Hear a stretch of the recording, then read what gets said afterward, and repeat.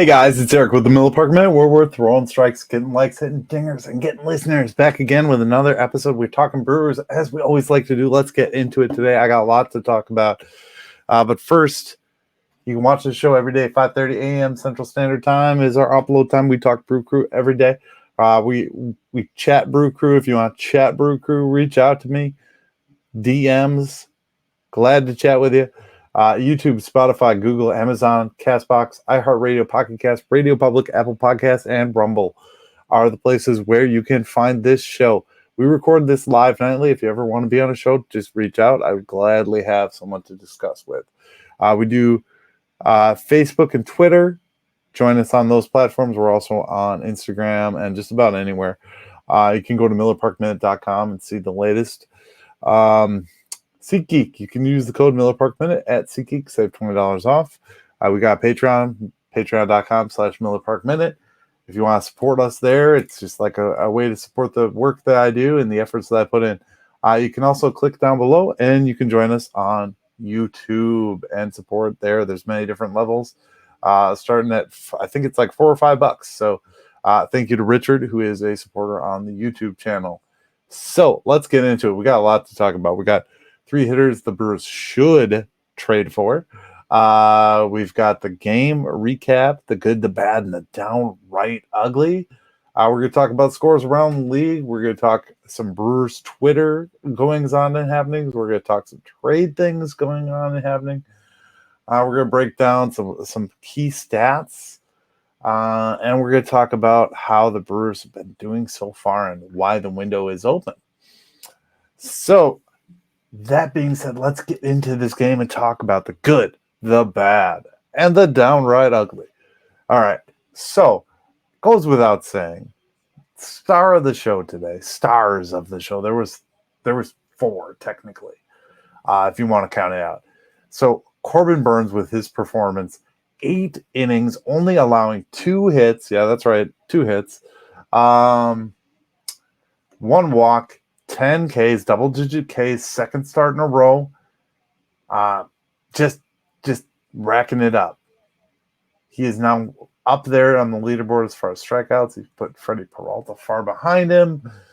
And then, obviously, Christian Yelich. Christian Yelich had a day. He was a triple shy of the cycle. Put the big home run up that gave us the 3-run lead that we kept. Shutout game, great all the way across the board. Honorable mention goes to Montessario, just doing his thing, 2 for 4 today. Also, Uribe coming in and throwing that gas, struck out the final 3 batters. So, good game all the way around. Those were the goods. The bad here, we're going to go back to that 8 hits and 4 runs, that 50% ratio hits that go on to score a run. Those are going to bite us in the long haul. But we've won a bunch of close games. This is like shutout number 11 on the season, I want to say, so far. So doing really good there. I wouldn't say there was anything downright ugly, but I do want to see some better hitting out of guys like Turang, Perkins, Owen Miller. Yeah,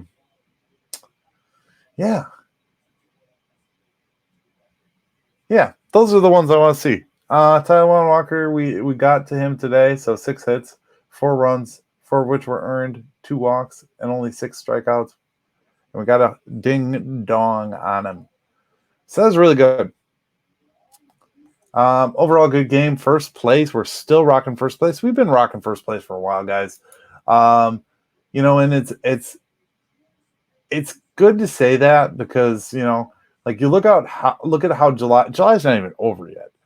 And you look at how July started. We won 2 against the Pirates to take that series. We then won 1 against the Cubs, lost 2 in a row, came back and won another game. Then we took another series from the Reds before the All-Star break. Then after the All-Star break, we swept a series with the Reds. We just took 2 of 3 from Philly. We're going into the Braves series. We got another Reds series and another Braves series, followed by the Nats. So lots of good baseball, guys. We'll talk more about the Braves series in a little bit here, but let's just go into the stats from the first half. So this is a breakdown of stats from before the All-Star break. The Airbender can't be touched once again. Devin's 20 saves, a career high, and top 5 in the National League. Now, we all know Devin has more saves since then, but these are after setting a Brewers franchise record for home runs by a shortstop last year. Willie found the power. Stroke once again. Now it's his 16 home run rank among MLB shortstops heading into the break. So obviously these are all things from before the break. Cannons in the outfield. Don't test the arms of Brewers outfield. The outfield has collected 16 assists already, with Joe Weimer leading the club with 5. Collectively, the Brewers are tied for 5th most outfield assists as a team in MLB. Piamps is locked down. We all know Piamps. I mean, I wish I could spend a whole episode on it. I probably could. Maybe. We could talk about every outing they've had. Joel Piamps has been reliable as they come in the bullpen.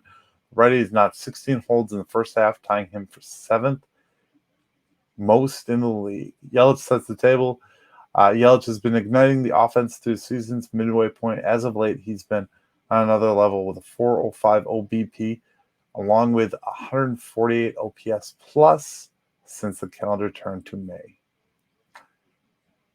Rooks and round trips. Freshmen have brought excitement and power to the lineup with Joey Weimer at the forefront.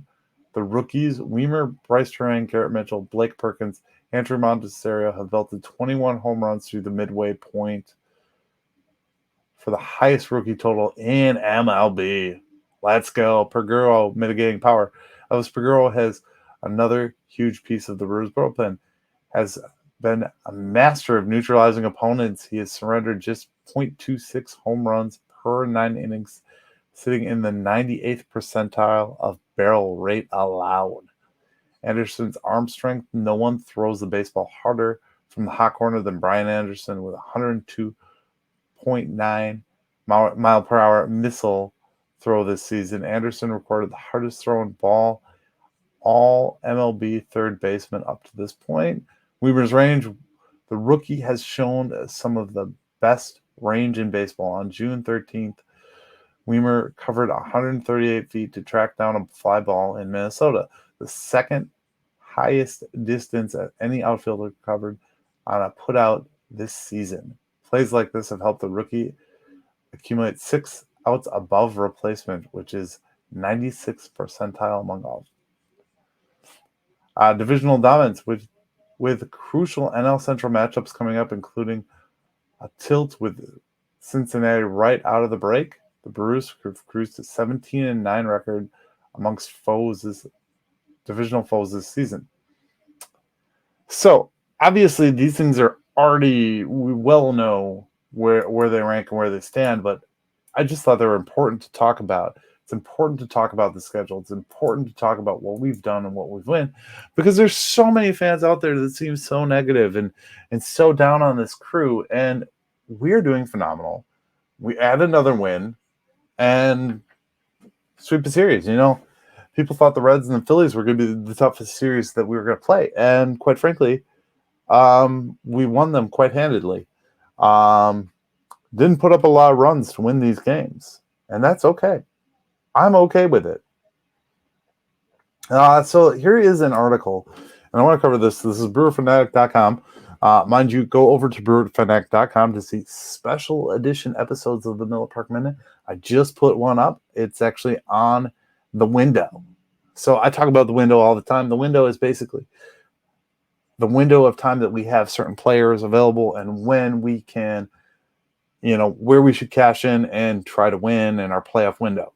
A lot of y'all thought it ended last year with the playoff drought, but we're still in that window. And I talk more about it in that video. So go over to brewerfanatic.com. That video should be up in the next day. But this guy over at Brewer Fanatic, Jake McKibben, wrote an article about three hitters we should avoid trading for. I disagree. Reason being, all right. So I'm just going to read this directly from the article. As the trade deadline approaches, there are some players out there who look good on the surface, perfect to fit the Brewers' needs, but might come at a costly price to exceed their true value. A lucky first half isn't worth throwing the farm system into chaos. Let's see if we can separate the hype from the real deal. Okay, so before I go further into this article, I love how they say that. You know why I love how they say that? Because good farm players do not automatically become good MLB players, i.e. Castanheira. Castanheira is a guy that literally got DFA'd earlier this season, and nobody wanted him. Nobody thought, hey, we could do something with him. Nobody. None of the other 30 teams in MLB thought they could do something with him. I just think that's goes without saying that's a very untrue statement.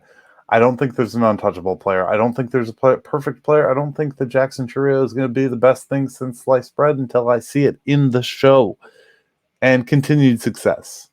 Not a flash in the pan, i.e. Castanheira. And don't get me wrong, I was a Castanheira fan when Castanheira was up and he was good, and then he just kind of became hot garbage. And that's why I got DFA'd. So he mentions Cody Bellinger, center field / first base. Bellinger proved premium defense in both the outfield and the first base, two areas where the Brewers could use a potential bat. His fortunes have quite closely followed Christian Yelich, as Yelich is in Milwaukee. He has been having a bounce back season with the Chicago Cubs, recording a 308, 365, 523 slash line and an 888 OPS. Sounds like a big addition. Perfect fit for the Brewers' needs. Sign elsewhere for next season. I'm likely to sign elsewhere next season, meaning it's a simple 2-month rental. Okay, that's not true because, I mean, he got to the Chicago Cubs. Cody Bellinger was a Dodger. He came from one of the biggest franchises. Obviously, he couldn't re-sign with the Dodgers. Dodgers had plenty of other options. I don't necessarily say that's totally, like, he could potentially re-sign. We don't know what he would re-sign for. In 2021, what is his likely cost? In 2021, the Mets acquired Javi Baez, who's showing power, defensive skills, and relatively acceptable OBP by his standards at the time. And Trevor Williams from the Chicago Cubs, a pair of likely equal in value. The cost of Peter Crow Armstrong, 19th. Okay, we're getting too complicated here. If we're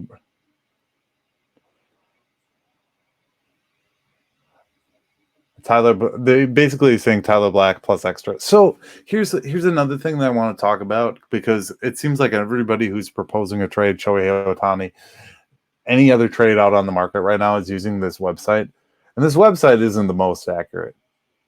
The point system that this website is giving out is quite frankly terrible. Like Shohei Ohtani's value was like two of our players, which is not the case. Shohei Ohtani's value doubles or almost triples that. But I get it. People are just looking for articles, looking for meat and potatoes right now. I don't see where that would be a bad one. I don't. Nobody's untouchable. I go back to that. Bobby Dahlbeck is a Boston Red Sox. He's with the AAA, hitting 306, 419, 655. I would say he was another one. Basically, they're saying he strikes out a lot, and they're going to want.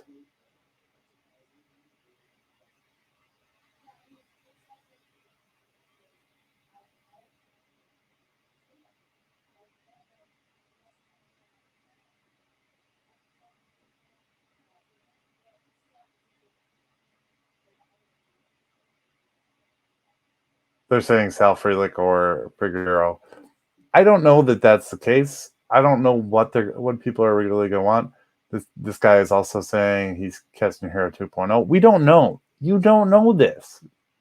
You can't put these things out that you don't know. Carlos Santana, first base. Well, is it a bad idea? 37, hard hit percentage has dropped over 40% in the last 2 seasons. We just need hitters. If he's hitting right now, let's take him. It'd be improvement over what we got. Better than Tyrone Taylor. Better than not having first baseman at all or a third baseman. We're running out of options. You can't call up all the minor leaguers. I don't know. He mentions Turner in this article too. Turner is another guy that we've been rumored to have some interest in. I'm gonna dissect these trade articles and tell you what I truly think of them, and that's just gonna be how it's gonna be. So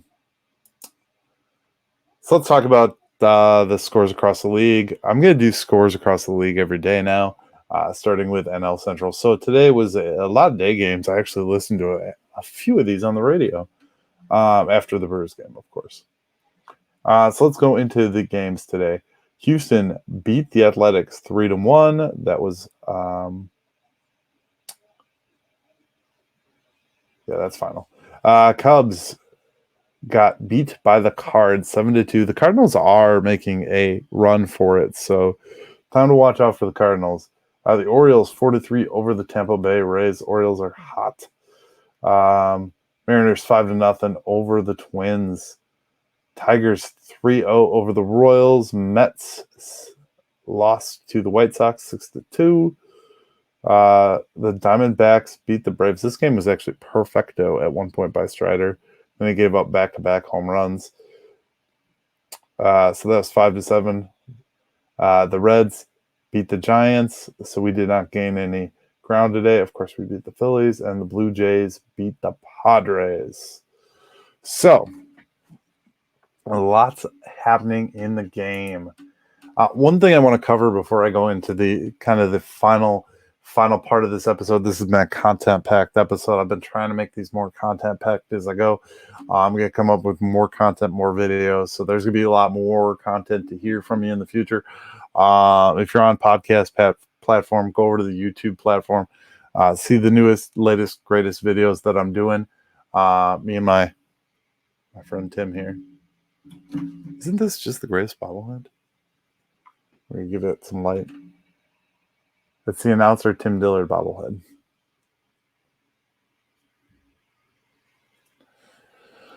He'll just be the co-host. So that being said, let's revisit something. Let's talk about something because this came up and has come up 100 times, and I'm just sick of it. So we're gonna have a new little segment: things I'm sick of on the internet and in the Brewers verse. So everyone seems to think like we're retrospecting the Josh Hader trade now, obviously because of acquisitions and how other people and players have played. I get it, great. The Josh Hader trade still goes down as a loss. It didn't make our team better at the time and didn't get us into the playoffs. So that trade is still a loss. End of story, done. I'm sick of it. Like, anyone who says, oh, well, we got Asterior Wees, who then in turn got us this guy and this guy, Joel Payamps and Contreras. And somebody else. I don't know. Anyways, I don't know. I don't have the specifics in front of me. I'm just shooting from the hip right now. That trade did not, in turn, help us. I mean, it helped us in the long haul, but trades go one season at a time.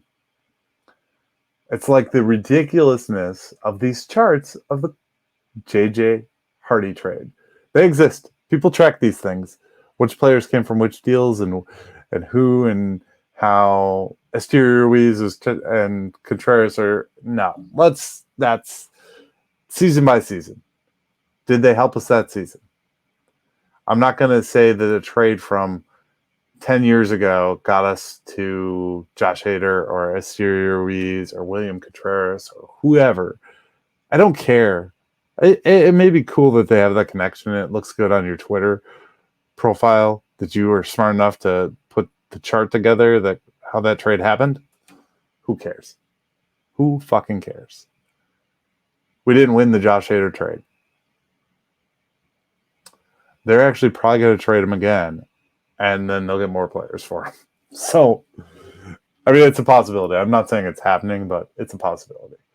I want to correct. This was going to be my next segment, correcting other podcasts. So there was some information put out today that I would like to talk about, and this is actually, I think there was a journal article on this too. I didn't look for it. I should have looked for it. We can look right now. So, okay, one of my big pet peeves, I was talking to Bill from Milwaukee. He is a regular listener of the show. Shout out, Bill. And he communicates with me on a regular basis. And I was talking to him earlier today about an issue I have with some of the other Brewers podcasters. Of course, I want to consume Brewers content too, because I don't want to just be the only one putting it out. I want to be listening. I want to be consuming. I want to know what's out there, what other people are talking about, and just be in the know. It's part of who I am. It's part of what I love to do and why I do this. So another podcaster today put out that the Brewers, I don't know if he's article reading or what, but the sports network system. So I'm going to give you guys an update on the Bally situation. So at this juncture, 2 teams have now had defaulted payments by Bally Sports Wisconsin. That being the Padres and the Arizona Diamondbacks. Now they are on their own providing content. By on their own, I mean MLB has taken over. Rob Manfred, as he said he would, I will give him props for this one, has taken over. And basically MLB Productions is running the show with those 2 teams. Those fan bases are getting in-market games. They're getting to see their team play. Nothing has changed for them.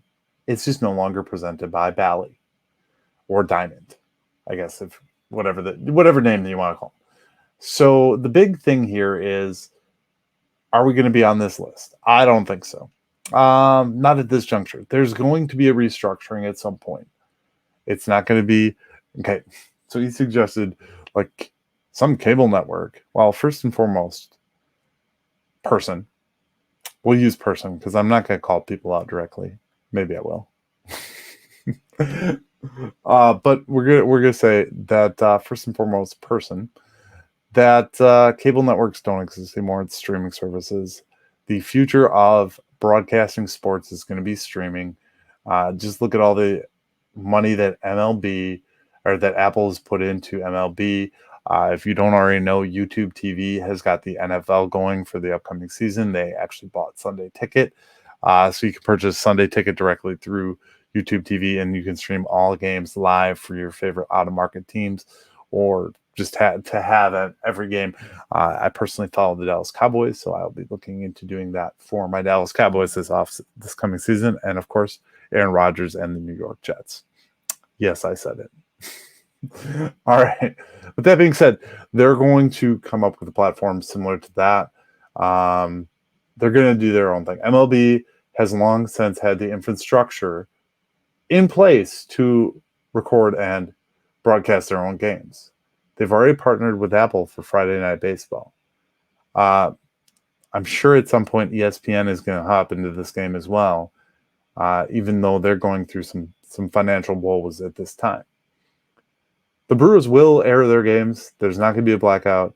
Rob Manfred guaranteed it. So, and he's come through so far for the Padres and Diamondbacks fans. They already have it. So I'm not worried about it. I don't think you guys should be too. It might just save you some money on paying for cable when you can pay for a direct subscription through, say, the Brewers, and you can get MLB.TV on top of it. Either way, it's going to save us all money in the long run. So streaming is a good thing.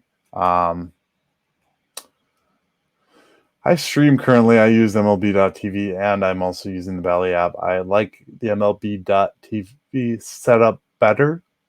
And then I have like cable access through YouTube TV, but it's the only reason I got that is for football and professional wrestling, which I'm a big fan of, if you didn't already know that.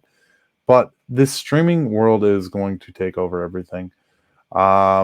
we're not in any jeopardy yet. And if we do become in jeopardy fast, it's going to be relatively quick before once it's settled. So basically, I think it was pretty much immediately for the Padres and Diamondbacks. Their games were already set up with MLB.TV and the cameras, and then they were the fans were given a deal for those markets because, obviously that's a big blow to those markets, and they want to, and then they control the advertising dollars. There's a lot more that goes into it. It's a deeper picture and more of a whole, but it's already set in stone. You guys want me to cover more trade articles? Because I just found another one. I did. So here's some. This one's put up by Reviewing the Brew. Let's see what they say. Adam Duvall. They say we should trade for Adam Duvall. Who are we trading for him? I saw Weimer's name. Don't tell me you think we should trade Weimer.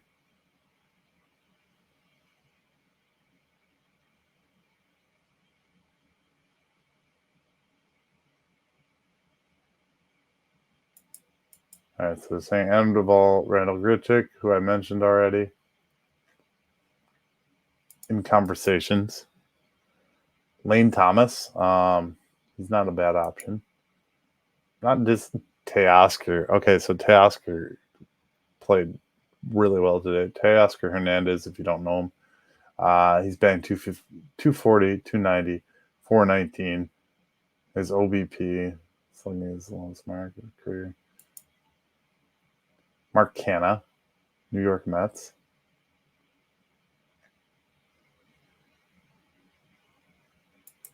Oop, they even did one five Brewers who won't survive. David Gaspar writes these articles. So saying Jesse Winker, Blake Perkins, Montecero. Oof. This guy's just going for the jugular, Rowdy. And JC Mejia. For relievers we could target. Let's keep going on their articles. I'm having fun with this. I'm just going by names. I'm going by name only here. Jason Foley from the Detroit Tigers. Yeah, okay. Kyle Finnegan of the Washington Nationals, another reliever. Zach Jackson of the Oakland Athletics, another reliever. This guy thinks we need relief help. Kean Middleton. All right, enough. So I watched or listened to a good majority of an episode today by The Barrel, MKE, on draft class and stuff like that. And like me personally, I don't get too deep into prospects and draft class because I think I've told you 100 times, guys, until they're up here, who cares? Like David Gasser, great, who cares? He's not here yet. Sal Frelick, yeah, I want to see him because we got to see him in spring training, and he's kind of the next part of this freshman class. So I'm definitely all in on that. I'm excited for it. I'm happy for it. But yeah, like, who freaking cares? All right, we're not covering Brewers Twitter tonight. I just don't want to extend this episode.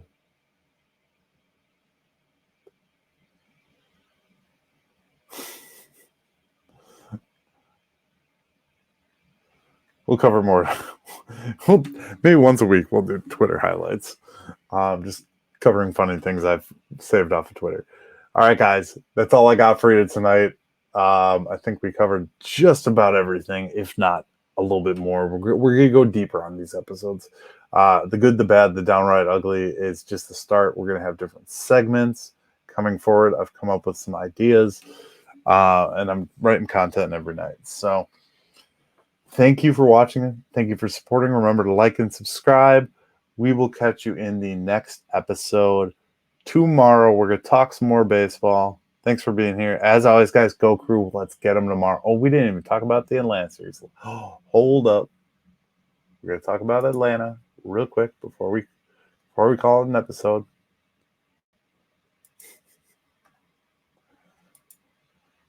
Bonus content, flash news, bonus content. All right, so Atlanta series coming up starting tomorrow night. We got Soroka versus Freddie Peralta on the hill. He's got 1-1 with a 5.40 ERA. Freddie is 6-7 with a 4.41 ERA. TBD for Atlanta versus Hauser. And then Julio Tehran. Tehran needs a bounce back start. So we will see. Atlanta's a good team, but at the same time, the Brewers can beat good teams too. So any given day, I guess. All right, guys.